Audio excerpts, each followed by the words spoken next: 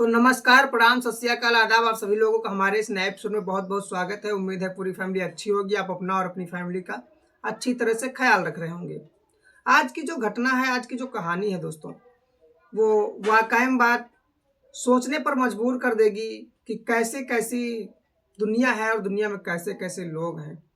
आखिर कौन कौन सी घटना को अंजाम दे देते हैं।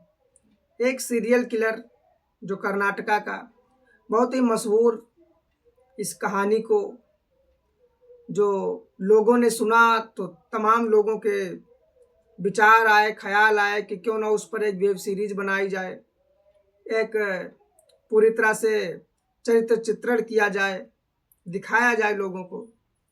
तो मैंने सुना तो लगा कि आप लोगों के साथ साझा जरूर किया जाए। आज से 3 साल पहले 8 जून 2022 को लगभग कोरोना से थोड़ी बहुत निजात मिली थी। उसके बाद में इस घटना का जन्म हो गया। एक ऐसा सीरियल किलर जिसने 7 लोगों का नाम लिखा और 7 लोगों को कत्ल करना है, लेकिन अचानक जिसके लिए वो कत्ल कर रहा था, 8वां कत्ल उसी का। मतलब कत्ल 7 करने थे लेकिन 8 हो गए। 8 जून 2022 को एक कर्नाटक का मंसूर, और मंसूर का एक इलाका लगता है मांडिया, और उस मांडिया इलाके में एक तालाब था, और तालाब के पास एक राहगीर था जो गुजर रहा था। तो उसने देखा कि एक लाश पड़ी है, लेकिन सबसे हैरानी की बात यह थी कि उस लाश को देखने के बाद जब वो अपने गांव की तरफ बढ़ा तो बहुत ही हैरान था और बहुत ही भयभीत था, और इतना बदहवास हो गया कि कुछ बताने के लायक नहीं था। लोगों ने रोका और जब बहुत जल्दबाजी देखी दौड़ता, तो वो आपस में जब लोगों के पास पहुंचा तो बहुत ही अपने आप को सुकून महसूस किया, और लेकिन बहुत हाँफ रहा था। तो लोगों ने पूछा कि आखिर क्या है, किसी चीज को देख लिए हो, या कोई पीछा कर रहा है, या कोई जानवर तो नहीं आपका पीछा कर रहा है। तो उसने हाँफते हुए कहा कि कुछ नहीं, ऐसी कोई दिक्कत नहीं है, मैंने एक लाश देखी है और वो लाश आधी है। मतलब वो लाश आधी थी, कमर के नीचे का हिस्सा कटा हुआ पड़ा है और कमर के ऊपर का हिस्सा गायब है। लोगों के अंदर कौतूहल जागा और सभी लोग वहां पहुंचे और सबने देखा। जब देखा तो सब के सब हैरान कि आखिर कैसे। तो फिर वहां पर किसी ने पुलिस को फोन की और कर्नाटका पुलिस पहुंची। उस थाना जो था वो किंगजोन था, और किंगबेन का जो थाना, वहां पर पुलिस पहुंची, और पुलिस पहुंचने के बाद में उस लाश को रिकवर किया। रिकवर करने के बाद में फिर उसका पोस्टमार्टम करवाया, और पोस्टमार्टम करवाने के बाद में फिर पुलिस छानबीन करने लगी। अब वो छानबीन ये थी कि इसका जो आधा हिस्सा है वो कहाँ है। तो उस आधे हिस्से को ढूंढते के दौरान एक और ऐसी ही घटना, ऐसी ही लाश जो पैरों के नीचे के तले की थी, यानी वो भी पैरों वाली लाश, कमर के नीचे का हिस्सा। यानी अब 2 लाशें हो गई जो कमर के नीचे का हिस्सा तो है लेकिन कमर के ऊपर का हिस्सा नहीं है। अब पुलिस की जो जिम्मेदारी थी वो बढ़ती जा रही थी। अब पुलिस की जिम्मेदारी ये है कि 2 लाशें और आधा हिस्सा गायब है, तो उनको कहीं ना कहीं से एडजस्ट किया जाए, ढूंढा जाए आखिर कहाँ है। तो पुलिस ने फिर, वहाँ के जो आईजीपी थी, उन्होंने इस केस को बड़ी गंभीरता से लिया और कहा कि ऐसा होता रहेगा तो पता नहीं कितने और कत्ल हों, और कौन सा ऐसा किलर है जो इस प्रकार से। और देखने के बाद लग रहा था कि ये दोनों जो लाशें हैं वो औरतों की हैं, और इसके बाद ये भी था कि जो कत्ल करने वाला है वो एक ही व्यक्ति है जिसने दोनों को कत्ल किया है, क्योंकि कत्ल करने के अंदाज से यही लग रहा था कि एक ही कोई ऐसा व्यक्ति है जो कत्ल पर कत्ल करता चला जा रहा है। अब यह था कि पुलिस को इस मामले को बहुत जल्द रोकना भी था। न जाने कितने कत्ल हो जाएं, कौन सा ऐसा सीरियल किलर है जो मारता जा रहा, आखिर कौन सी वजह है कत्ल की। तो यह था कि अब पुलिस जिम्मेदारी में लग गई। वहां के आईजीपी ने 9 टीमों का गठन किया, और गठन करने के बाद में लगभग 45 अफसर और पुलिसकर्मी शामिल किए, और 9 टीमें बराबर अपना काम शुरू कर रही हैं। उस लाश के फोटो लिए गए। फोटो लेने के बाद में कम से कम 10,000 से ऊपर पंपलेट और अखबारों में उसका जिक्र किया गया, बताया गया कि ऐसा ऐसा मामला है, कोई शिनाख्त करना चाहता हो तो कर ले, किसी के घर परिवार का कोई सदस्य हो। तो वहाँ पर शिनाख्त करने कोई नहीं पहुँचा, क्योंकि अब पैरों के हिस्से को देख करके कोई समझ पाए इतना आसान नहीं था। तो अब ये था कि फिर आखिर कैसे पहचान होगी। तो 9 जो टीमें थी वो इस बात पर बड़ा जोर डाला कि आखिर ये जो लाशें हैं, इनका जो समीकरण एक तरह से देखा जाए तो ये था कि इनकी उम्र 25 से 30 साल के बीच थी और दोनों महिलाएं थी। तो और कम से कम डॉक्टरों ने बताया कि जब पोस्टमार्टम हुआ कि ये 8 दिन के अंदर की ही डेड बॉडीज, 8 दिन के अंदर, और 25 से 30 साल की जो औरतें हैं। और दूसरा उसमें एक और भी था पॉइंट कि वो दोनों की दोनों गोरी औरतें थी, मतलब पैरों से देख करके लग रहा था कि गोरी औरतें हैं। अब वो दोनों की दोनों गोरी औरतें, 25 से 30 साल की उम्र, और अब इन सब चीज़ों का जब मेल किया गया तो मेल करने के बाद में वहाँ पर मिसिंग जितनी थी, कम से कम उस एरिया के 50 किलोमीटर तक, यानी पूरे कर्नाटका प्रदेश की बात की जाए तो वहाँ तक जितनी मिसिंग थी सारी निकाली गई। और मिसिंग में ये था कि कम से कम 1100 के आसपास मिसिंग रिपोर्ट आई, और मिसिंग रिपोर्ट 1100, लेकिन उन 1100 में से जो मिसिंग थी वो छांटी गई। मिसिंग की छटाई में गोरी और जो रंग था वो गोरा था, 25 से 30 साल के बीच की उम्र थी, और लगभग इस 8 महीने मतलब 8 दिन के अंदर जो मिसिंग थी सिर्फ वो मिसिंग शामिल की गई। और उस मिसिंग में कम से कम 20 औरतों के नाम का जिक्र हुआ। तो फिर जब इनका जिक्र हुआ तो फिर इन 20 लोगों के घर तक पुलिस खुद पहुंची, लेकिन पुलिस को सफलता मिली। यहाँ पर एक ऐसे घर पहुंची जहां पर पूछताछ की तो पता लगा कि उस घर के एक औरत गायब हुई थी लगभग 8 दिन पहले। रंग गोरा था, और जो कपड़े दिखाए गए, परिवार वालों को लाया गया और वहाँ पर कपड़े दिखाए गए। जब कपड़े दिखाए गए तब परिवार के लोगों ने कहा कि हाँ, ये कपड़े भी हैं, यानी इसका मतलब ये है कि हमारे घर की औरत है। तो अब ये था कि जब उनके घर की औरत है तो पुलिस ने उनसे पूछा कि आखिर ये कब और कैसे हुआ, कब कहाँ गई, कैसे गायब हुई। तो उनके जो महिला थी उसका एक मोबाइल नंबर लिया गया और महिला के मोबाइल नंबर से कनेक्ट करना शुरू किया गया।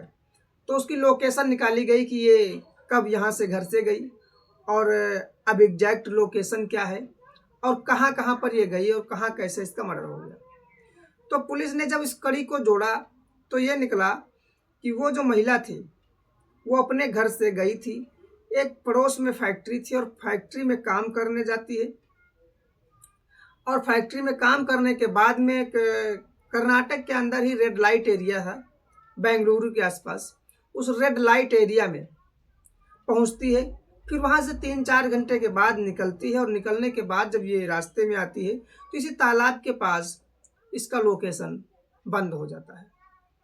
तो अब ये तो था कि इसका लोकेशन बंद हो गया, तो इसका मतलब ये था कि ये इसका कत्ल यहीं पर किया गया। लेकिन कत्ल करने वाला कौन है, तो इसकी फिर कॉल डिटेल निकाली गई, यानी CDR निकलवाई गई। और CDR जब निकलवाई गई तो उसमें एक व्यक्ति था जो इसको लास्ट टाइम मर्डर के समय पर फ़ोन करता है। वो जब फ़ोन करता है तो उसमें उसका जो जितने भी फ़ोन किए थे उस डेट में लगभग पोस्टमार्टम की रिपोर्ट के हिसाब से कि वो 8 जून को पता चल जाता है इस लाश के बारे में, लेकिन लगभग 8 दिन पहले उसका 7-8 दिन पहले उसका मर्डर हुआ था। तो 2 दिन का जो कॉल डिटेल था वो निकाला गया, और जब निकाला गया तो एक नंबर संदिग्ध निकला। उसके बारे में जब घर वालों से पूछताछ की गई कि इस व्यक्ति को कोई जानता है तो पता लगा कि कोई नहीं जानता उसको। तो फिर उसका जो मोबाइल नंबर था उसका भी लोकेशन निकाला गया, तो पता लगा कि वो भी उस समय मांडिया में ही उस तालाब के पास लोकेशन था। अब ये था कि पुलिस की पहुंच पर वो जो नंबर था, वो जो व्यक्ति था, वो रेडार पर था पुलिस की। पुलिस ने उसका लोकेशन निकाला और निकाल करके उस व्यक्ति तक पहुंची। उसे गिरफ्तार किया गया। गिरफ्तार करने के बाद में लाया गया थाने। जब थाने लाया गया तो उससे पूछताछ हुई कि आखिर तुमने इसको क्यों मारा। तो पहले तो उसने ना किया, ना नुकुर कर दिया, लेकिन बाद में ये पता चला कि इसी ने मारा था इसे। तो पुलिस पूछताछ करती है। पूछताछ में जब बहुत ज़्यादा जोर जबरदस्ती करती है पुलिस, तब ये एक कहानी बताता है। और ये कहानी मैंने आपको पहले बताया था कि तमाम लोगों ने एक वेब सीरीज बनाने की कोशिश की, तमाम लोगों ने इस पर कई कृत्य चरित्र चित्रण दिखाए भी हैं। अब ये था कि जो ये मारने वाला था, इसका नाम सिंधलिंगप्पा था। ये सिंधलिंगप्पा का काम था एक फैक्ट्री में, जो फैब्रिकेटर्स का काम होता है, जहाँ फैब्रिकेटर्स मैन्युफैक्चरिंग का काम, तो वहाँ पर ये काम करता है। और इसका शौक था, कभी कदार ये रेड लाइट एरिया में भी जाता था, जो सेक्स वर्कर का इलाका होता है, तो वहाँ पर जाता है। तो वहाँ जब जाता है तो एक लड़की है वहाँ, यानी एक औरत है, उससे इसका दोस्ती हो जाती धीरे धीरे। उसका नाम चंद्रलेखा था, और चंद्रलेखा से इस सिंधलिंगप्पा की दोस्ती हो गई, और दोस्ती धीरे धीरे प्यार में बदल गई। रिश्ते इतने नज़दीक आ गए कि अब ये लोग आपस में बिना हिचक झिझक के ये लोग आपस में बात कर लेते थे। कभी घूमने चले गए, कभी टहलने चले गए, अपने आप में एक तरह से एक दूसरे के साथ हो जाना चाहते थे। लेकिन अब ये हो रहा था कि धीरे धीरे एक दिन सिंधलिंगप्पा ने बातचीत में शुरू किया, तो जो चंद्रलेखा है तो उसने बताया एक बात कि वो इस काम की नहीं है, ना इस खानदान से है, ना ऐसी है। ये बात सिंधलिंगप्पा ने पूछा कि लगता तो नहीं है कि तुम एक सेक्स वर्कर हो, तुम एक मतलब रेड लाइट एरिया में काम करने वाली हो। तो उसने कहा कि आप सही पहचानते हैं। उसने अपने घर परिवार की सारी बातें बताई। तो बताया कि वो मजबूरन काम के लिए निकली थी अपने घर से, परिवार की हालात संभालने के लिए। मेरा परिवार अच्छा है, मेरे परिवार में कभी ऐसा कुछ हुआ ही नहीं, ना कि कोई सेक्स वर्कर बनी, ना कोई रेड लाइट एरिया में गई। तो फिर आखिर था क्या? तो था ये कि उन सब मामलों को लेकर के चंद्रलेखा ने बताया कि नौकरी की तलाश में निकली थी, लेकिन 2-3 लड़कियां ऐसी थीं जिन्होंने उन्हें अपने जाल में फंसाने के बाद उनको ऐसी जगह पर ढकेल दिया कि जिस्म फरोशी का धंधा करना पड़ा। यानी 3-4 लड़कियां थी, जो औरतें थी, उसमें 4 औरतें और 3 पुरुष ऐसे थे जिन लोगों ने, 7 लोगों ने उस चंद्रलेखा को जिस्म फरोशी के धंधे में झोंक दिया। अब जिस्म फरोशी के धंधे में जब झोंका गया उसे, तब उसे भी लग रहा था कि कहीं ना कहीं कोई ना कोई गड़बड़ हो गई। तो चंद्रलेखा ने पूरी बात जब बताई तो सिंधलिंगप्पा ने उस 7 के नाम पता डिटेल पूरी प्राप्त की, और प्राप्त करने के बाद में उसने कहा कि अब मैं इन लोगों को नहीं छोड़ूंगा, इन लोगों को जान से मार दूंगा।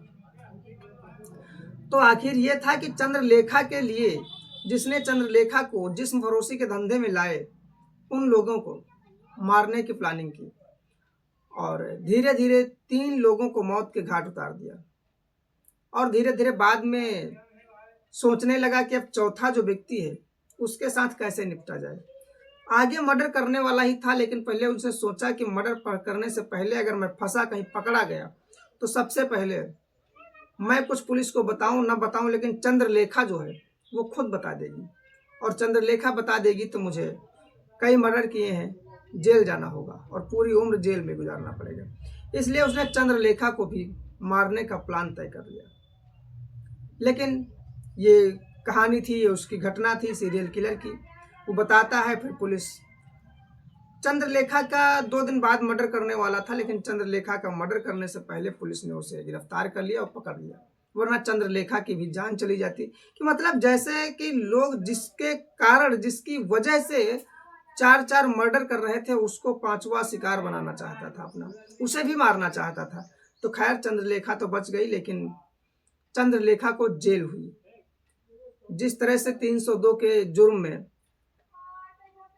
सिंधलिंगप्पा को जेल भेजा गया, उसी तरह से चंद्रलेखा को भी भेजा गया, क्योंकि चंद्रलेखा को सब कुछ मालूम था और इस कत्ल में चंद्रलेखा ने मदद भी की थी।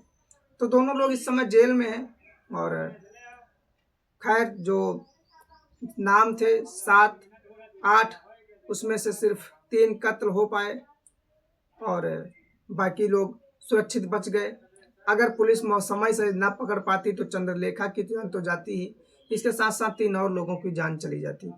तो कर्नाटका पुलिस ने अपना कदम जो उठाया वो बहुत अच्छी तरह से पेश आई और उस पर कार्रवाई हुई, जिसकी वजह से अन्य लोगों की जान बच गई। तो इस घटना में आप कमेंट में अपनी राय जरूर दें। वीडियो अच्छा वो लगा हो तो लाइक कर दीजिएगा, चैनल को सब्सक्राइब कर लीजिएगा।